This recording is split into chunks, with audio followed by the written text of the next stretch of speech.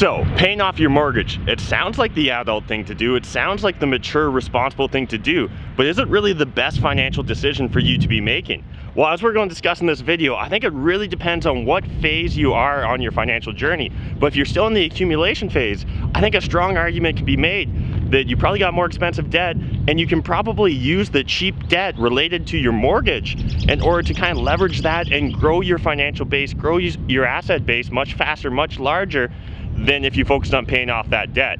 Anyways, we're going to jump into the video right now. If you enjoyed this video, smash that like button. If you're new to my channel, hit that subscribe button and definitely check out my other videos. Let's just get into it. So, is going mortgage free really a bad idea? Is debt really your friend? Well, you can see that I'm wearing a blazer right now, so you probably should be listening to my opinion. But in all seriousness, what it really comes down to is, like a lot of the stuff we talk about on my channel, it's so situational that there's not one cookie cutter approach or one size fits all answer or opinion that can be provided. A lot of us, when we first start getting into financial independence, retiring early, we focus on getting debt free. I know that that was my path. So when I first started really discovering and really started taking personal finances seriously, I was laser-like focused that I was going to buy a house and pay off that house as fast as possible, because I thought that was going to be the fastest path for financial independence for myself. Pay off that mortgage as fast as possible, because I thought by having no mortgage, that was going to speed up my path to financial independence. That's going to be one less obligation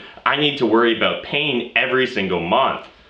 But as I evolved as a real estate investor, I started to realize that there's such a thing as good debt and bad debt. And so if you spend any time in the personal financial sphere at all, you probably are familiar with the idea of good and bad debt. So usually when people say good debt or bad debt is consumption debt. It's debt that's not earning you income. And good debt is debt that is earning you income. So that in theory could be an education, as long as the education you're gaining is going to result in the ability for you to earn more income than you otherwise would. As long as it's got a reasonable payback period, that school debt can be good debt. Alternatively, other types of good debt is debt that allows you to grow your income, grow your asset base, grow your net worth. And as real estate investors, we're really familiar with secured debt or mortgage debt. And so as a real estate investor, what draws us to wanting to become a real estate investor in the first place is the power of leverage. And so the power of leverage simply is, with debt, we can control a bigger asset base. And if we're being effective and efficient with our use of that asset base,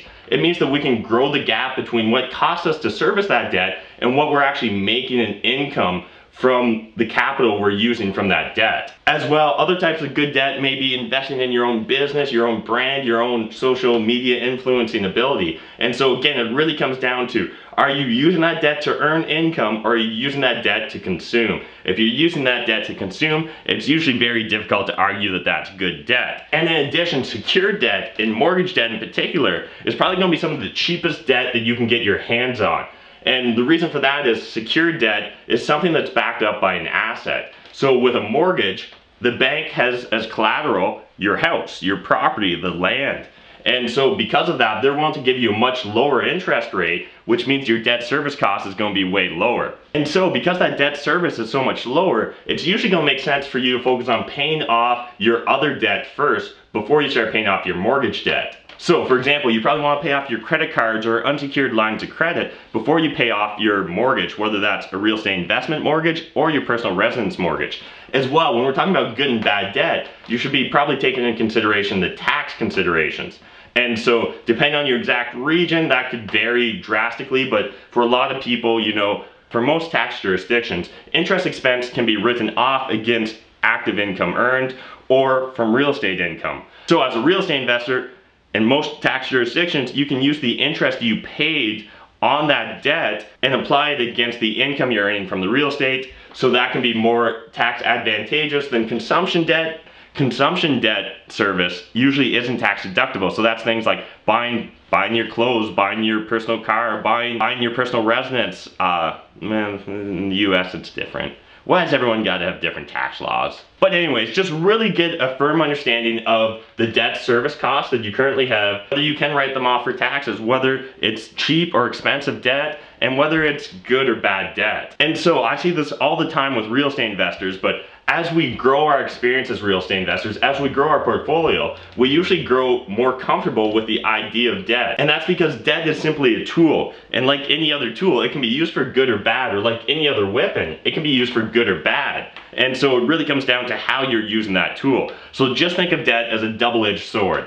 It can be used to speed up your financial independence, or it can be used to destroy your financial independence. It really does come down to you guys and how you use that debt. And so speaking of how to use that debt, as long as you're growing the gap between your debt service costs and your income, it sounds like a pretty favorable proposition to keep that debt. So that's kind of the basis, that's kind of the foundation that I'm using to support the argument that being mortgage-free can be a bad idea. Again, like we talked at the top of this video, it's all very situational, and this isn't taking into consideration things like the sleep at night factor. And so for a lot of us, at the end of the day, we're not completely rational actors in the greater world. We do get emotional, we do have feelings, and for a lot of us, the idea of having no debt, or the idea of having very little debt, just helps our sleep at night factor, if you will. And so it's reasonable to take that into consideration, but just realize that that sleep at night factor probably is coming to you at a bit of a financial cost. Now, if you can afford to absorb that financial cost,